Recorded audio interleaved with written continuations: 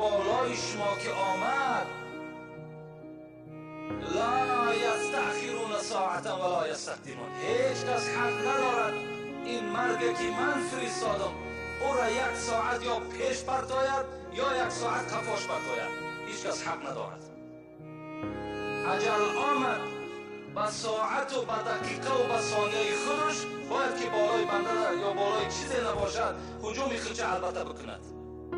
هیچ کس حق ندارد این مرگ از بالای آن چیزی که من روان کردم از بالای او بگرداند. نه یک ساعت پیشش کرده میتواند، نه یک ساعت کفا. روزی که اجل در آید از پیش و پس است، روزی که اجل در آید از پیش و پس است، شک نیست که مهلت ندهد یک نفست. بین روزی که اجل در آید از پیش و پس است، شک نیست که مهلت ندهد یک نفست. یاری نرسد در آن دم از هیچ کست، برباد شود جمله هوای و هوست. در اون ساعتی که مرگ بالای ما و شما می آید، یاری نرسد در آن دم از هیچ کست. هیچ کس بر ما و شما یاری دادن نمی تواند. اگرچه تمام پروفسورهای دنیا، اگرچه تمام دکترهای روی دنیا در بالای کسری نشسته باشند، مرگ البته بر آنها هجوم میکند و این دکتر و پروفسور هم تا تماشا میکند، از دستش هیچی نمی آید، یاری رسانده نمیتواند. امروز مردم برای آنی که از مرگ بگریزند لازم شود به مسکو، لازم شود به اسرائیل و دیگر جاهایی که بهترین طبابتچی ها هست بر اونجا رفته میرسند. بهر چی؟ بهر معالجه درد. اگر او دردی مرگ باشد، از اون جانب به همون اسب چوبین گشته می آید. اونجا مرگ هست، در اونجا مرگ ما و شما را می یابد. خدا در قرآن چی می گوید؟ این تکونو یدرکم الموت ولو کنتم فی بروج مشیده. در کجایی که نباشد ای بندگان من، مرگ شما را می یابد، اگر چنده که شما در قصرهای مستحکم هم که بدروید.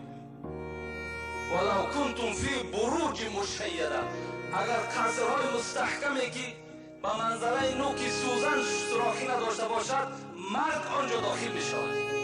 مرگ در آنجا شما را البته می یابد. از مرگ گریز نیست. در دیگر جای قرآن سوره جمعه خدا چی می گوید؟ قل، این امر به سوی محمد بود صلی الله علیه وسلم. ای محمد، قل ان الموت الذي تفرون منه فانه ملاقيكم ثم تردون الى عالم الغیب والشهاده فینبئکم بما کنتم تعملون. چی گفت محمد؟ گفت بر این مردمی که از مرگ میگریزند بگوشان. چی بگوشان؟ فانه ملاقيكم، شما از مرگ میگریزین، هر جا که گریختین مرگ از پیش روی شما میبراید.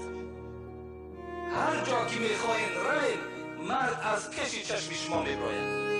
از مرگ گریختن نمیشود.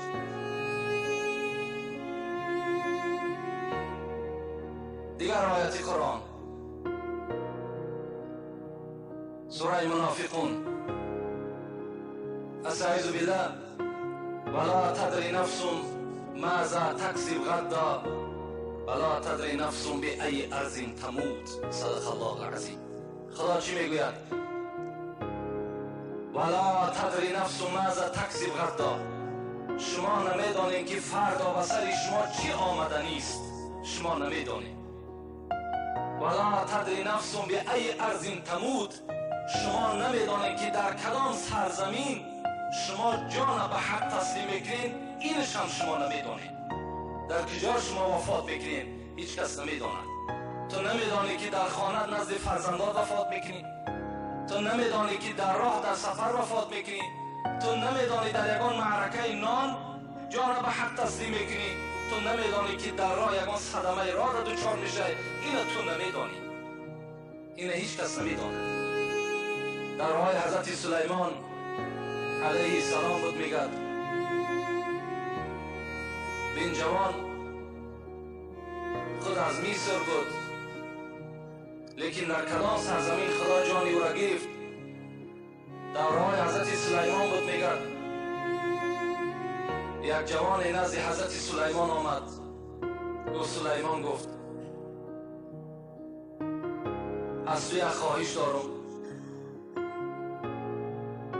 وقتی که میگد این جوان داخل خانه سلیمان شده بود، نزد پهلوی سلیمان میگد عزرائیل برای زیارت سلیمان آمده بود.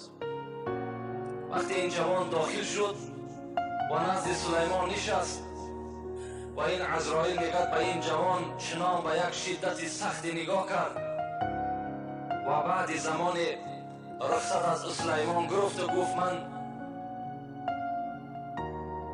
بدتر را زیارت میکنم و میگه عزرائیل ناپدید شد.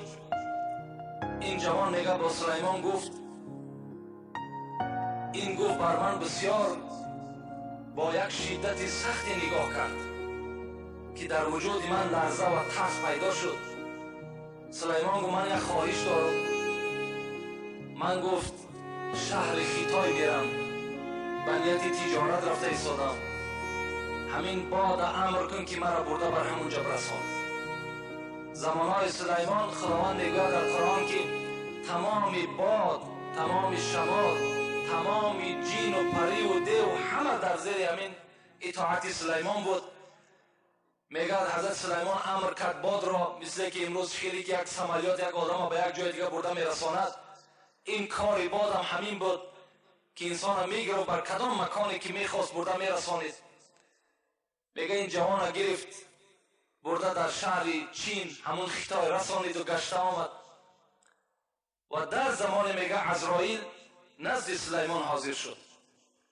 سلیمان میگه پرسانش کردم عزرائیل این جوان را چی اینقدر تو به شدت نگاه کردی؟ میگه عزرائیل گفت من در حیرت ماندم، مرا خداوند روان کرده بود بحر ان همین جوان که جان ای را تو در خیتای بگیر. وقتی من نزد تو آمدم ای را دیدم، در حیرت ماندم که آخر باید جان ای را خداوند امر کرده بود در خیتای بگیر، این در اینجا هست. لکن امر خدا که بود من در خیتای رسیدم، به مجرد که در اونجا ایستادم باد همین جوان را به پیش من آورد، من جانش در همون موضع گرفتم، پس گشته پیش تو آمدم. بین این همون آیتی هست که این تکون یدرکم الموت، در کجایی که نباشید شما مرگ شما را البته میابد. ولا تدری نفس به ای ارض تموت، در کدام سرزمین شما جان تسلیم میکنید شما اینو نمیدونید. این جوان اگر میدانست که جان او را در همون چین میگیرن، او به چین